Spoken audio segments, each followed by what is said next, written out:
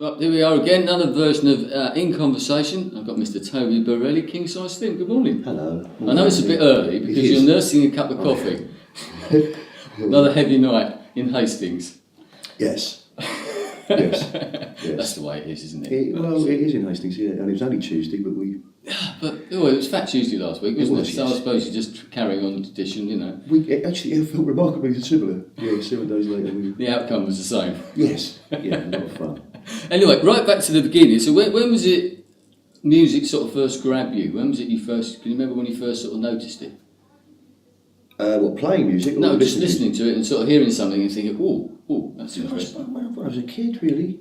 You know, not that my mum listened to a great deal of music, but, you know, she'd stick on a Cliff Richard cassette. And I remember listening to yeah, I remember listening to that. And then, I suppose, about 9 or 10, I started to really pay attention to, you know, rock and roll. Wow, this... Was there anything in particular that you remember, a particular record that sort of sprung out? Not that early, that, but a little later on. I used to go to my local record store on a Saturday and buy cassettes. Didn't we all? And, yeah. And I used to, I'm quite proud of it really, I used to buy cassettes on the strength of the cover. Not listening to it, I didn't know what it was. So you just buy, I like that, okay, I'll go and listen to that. And in that, by accident, I managed to buy Sgt. Pepper. Right. Because I like the cover. Yeah, different, yeah. And then I bought Bob Marley and the Waves Live.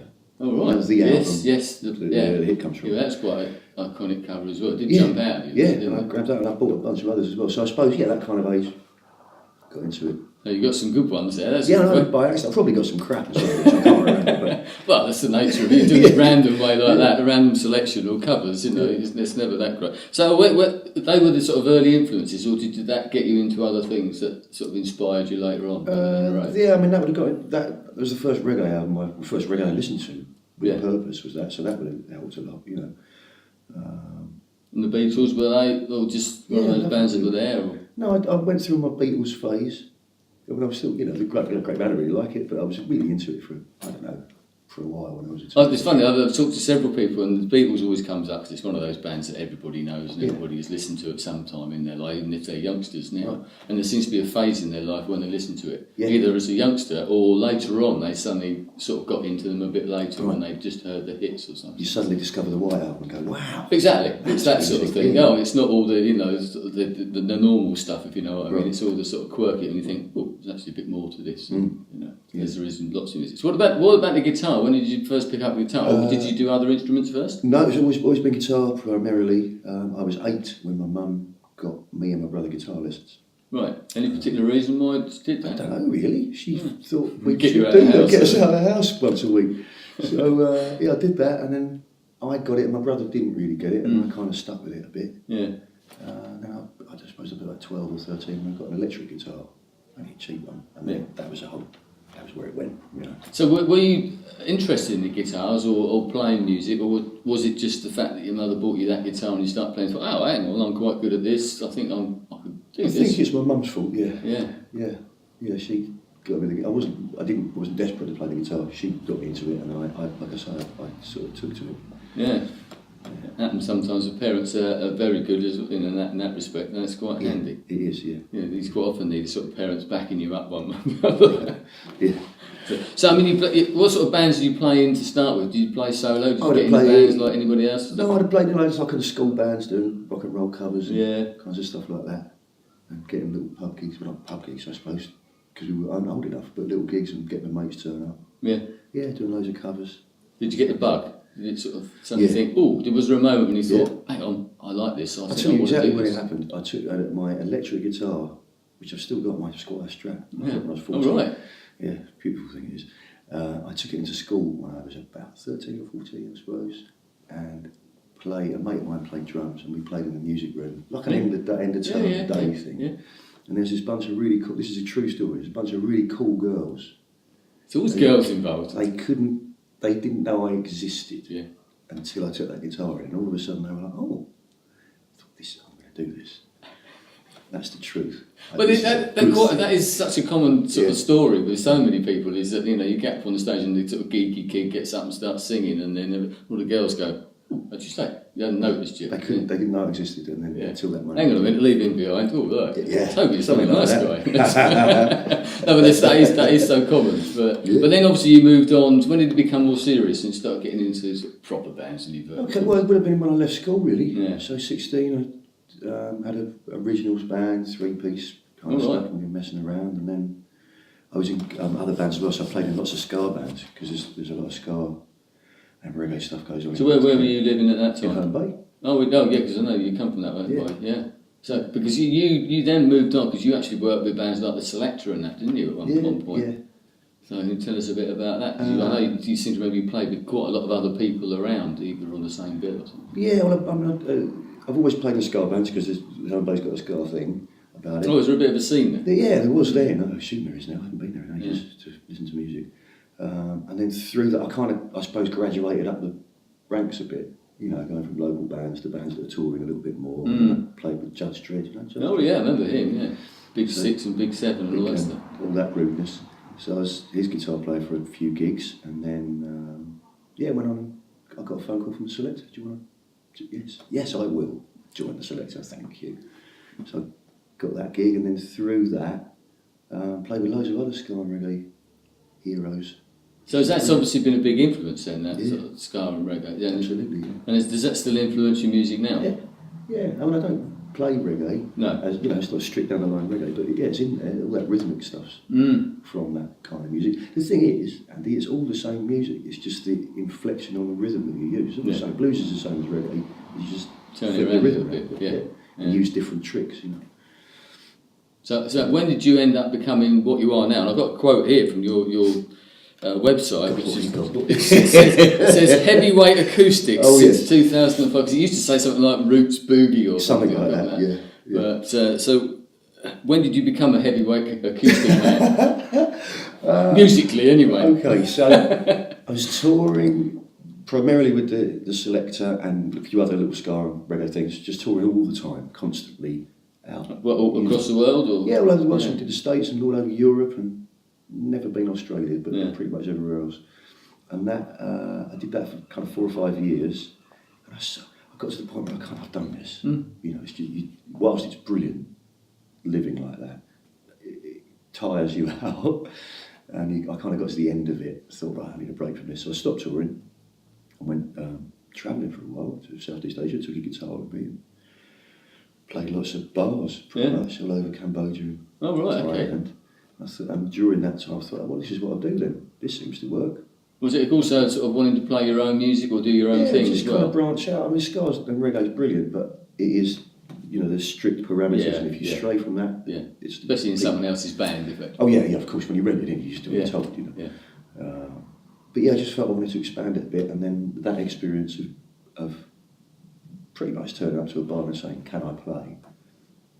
It made me realise that I can do this on my own. So I came back, and that's what I did. So what sort of music were you playing then? Were you writing your own things then as well? Some of my stuff. I mean, I've always written, always. So I've been doing some of my stuff and some covers and a cross section of music, some blues and reggae and ska and all kinds of mixed up stuff. So when did that become more? When you came back, did that become more serious? And you think, right, this is what I'm going to do. Exactly. I came back with the idea of this is what I certainly didn't want to get a job.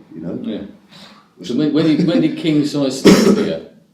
That came from about that time, actually, just before, because I was living in Brighton when I was touring, and I got the name King Size Slim because I used to use the big long Rizzlers. Can't think why, but yeah. So that kind of stuck. Yeah. I thought, that's handy. Yeah. And as it turns out, I managed to get kingsizeslim.com. I thought, right, really? Okay, yeah. We'll keep that and they haven't come after you, asking to buy it off of you? It's a generic term for large Rizzler paper, large cigarette papers, so they can't touch me. I suppose they're sending you some freebies, something like that. It'd be quite nice. I'm sure you could make use of them. Perhaps so, I don't know. Well, maybe I know somebody can. Yeah, I'm sure, yeah. But so when did that become serious? When did you sort of, that sort of pick up and you thought, well, hang on, this is going somewhere, I'll sort of stick with that, the King Size? Well, it took a couple of years to get enough gigs together regularly that I didn't have to do anything else. Yeah. So a full-time musician, you mean? Yeah. And when I came back from travelling, I was gigging and also doing a bit of crew stuff, sort of backstage stuff at the Brighton Centre and Brighton Dome. Yeah.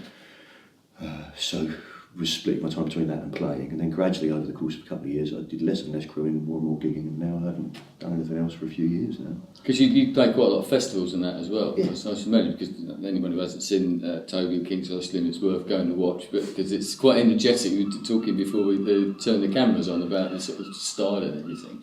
So that sort of lends itself to a festival atmosphere. Would you agree with that? Yeah, it does. My stuff goes well at festivals, actually. People are a bit bemused by it initially. But Why bemused? I don't know, because essentially I'm just a singer, a look-alike on the stage. When people walk into the room, it's just a singer-songwriter with a funny-looking guitar. Yeah. You know, so I think they anticipate some sort of folky ballady things, and I'm not that. No. They go, oh, Jesus, what's he like? oh, actually, he's all right. Okay, I'll stay. So it takes a couple of songs. Yeah. And then they're into it. Because it's quite animated. So, I mean, because one of the things I've noticed about when watching you play is that you sort of stare at the audience, you sort of challenge them in a way. Is that right? Yeah, do you agree? Yeah, I do. I find myself doing that. It's not a deliberate thing, but I will find myself maintaining eye contact with people. I've noticed it myself. I still get, whoa, hang on a minute. Right. I know. And they'll look away and, oh, shit, I've been staring him out for 20 minutes. Yeah, it's just that, it's the intensity, isn't it? Which obviously comes across in the music and everything as well. So how many albums have you done now as King Size Slim? Well, one official barcoded proper you can buy in a shop release. Yeah. There's a live album before that, and then I did a series, kind of in the early days I suppose. Used to do things called rough cuts. Right. Which is not hand printed, but a white label if you like, CD. Okay. But a DIY sort of thing. Yeah, exactly, with 3 or 4 tracks on it, and then I'd sell that at gigs. Yeah. Regularly, update it and stuff. So, in answer to your question, 2.5 albums, I suppose, and then 3 with this new one. Yeah, so I mean, the last one, Milk Drunk, I mean, that sort of was a step up, wasn't it? You said it's the first proper album, but I mean, that really established you, didn't it? It got you out there, and it's gone on a proper label, in inverted commas. Is it Treehouse 44? Treehouse 44. Are they fairly local, or are they? They're based, I suppose, in Croydon. Oh, okay. South London. Yeah. So how did you get involved with them? Were you sort of spotted somewhere? Or? Yeah, pretty much. Yeah, the story is the label, owned by 2 fellas, one of whom owns a studio, Rim Shop. Oh, okay, so that all ties in nicely, yeah. Mm-hmm. So he's one label owner, and the other fella is a promoter based in Croydon, promoter and booker. So if you put those two things together, they're a record label. Yeah. And the promoter fella, Graham, his name is, used to run or own a venue in Croydon that I played at. Which one was that? The Oval. Oh, right. Which is a big pub gig. And he left there with the intention of setting up a record label and promotions company. And I'm the artist that he used to book at his pub. Oh, I see. Yeah. That's how it worked. So, I mean, that album, because when that came out, was that 2013? 2 years ago. 2 years ago, it seems I know. It's gone quick, hasn't it? It really has. But last year, 2014, was actually quite a big year for you, wasn't it, as an artist? I mean, you had obviously off the back of that Milk Drunk album, you had, was it British Blues Awards? Yeah. The Emerging Artist, you won that category? We got Album of the Month for February last year, I think, with the British Blues Broadcasters Association. Right, okay. Didn't know about that one. Yeah, well, that was the early one, and then that led on to being nominated for the Emerging Artist, and I won that, which is great. Yeah, brilliant, yeah. And it's sort of, I'm not going to say snowball, but it's rolling along. I was just about to ask that question. That must have given you a real sort of kickstart. Yeah. Well, not a kickstart, but, just sort of cemented it. And a little. What it's about, that stuff, it's funny. It doesn't... I'm no better player than I was before all that stuff. I'm just the same musician playing the same stuff, and gradually it gets better because I keep doing it. You know? But I'm no better, there's nothing special about it. It's just that now there are, I'm not going to use, there's bullshit in place that people believe now. Yeah. Because I've got the award, people believe it more. Yeah. Think, you must be good. Right.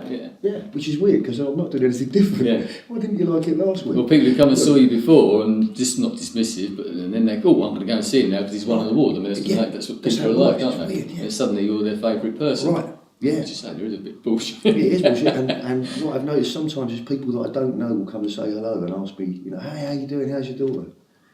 All right. Who are you? It's a weird thing. Yeah. I mean, of course, last year it culminated in a pretty big event, very prestigious event, because you supported Queen on New Year's Eve. Yeah. In London. Yeah, it was the warm-up.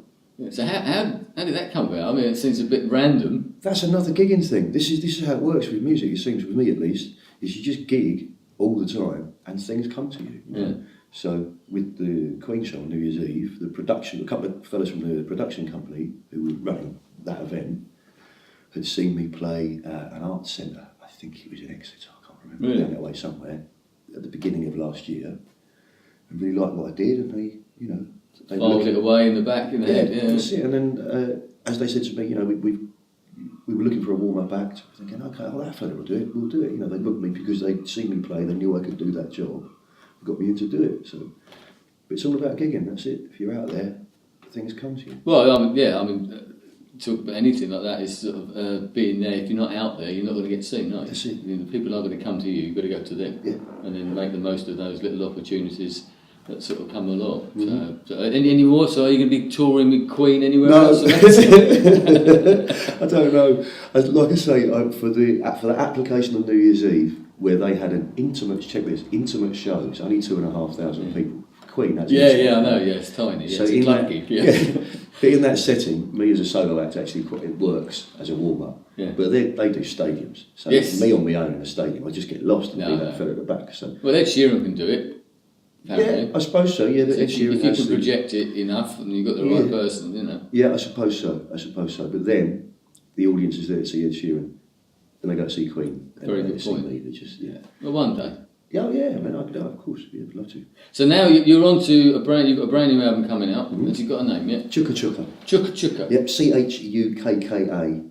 Chukka. Is that to do with like a rhythmic thing, or exactly, sounds like a sort of a reggae sort of thing? Right. Chukka. I'm glad you said that. Yeah, it's an onomatopoeic, rhythmic suggestion. It's taken from a line from one of the songs. Yeah.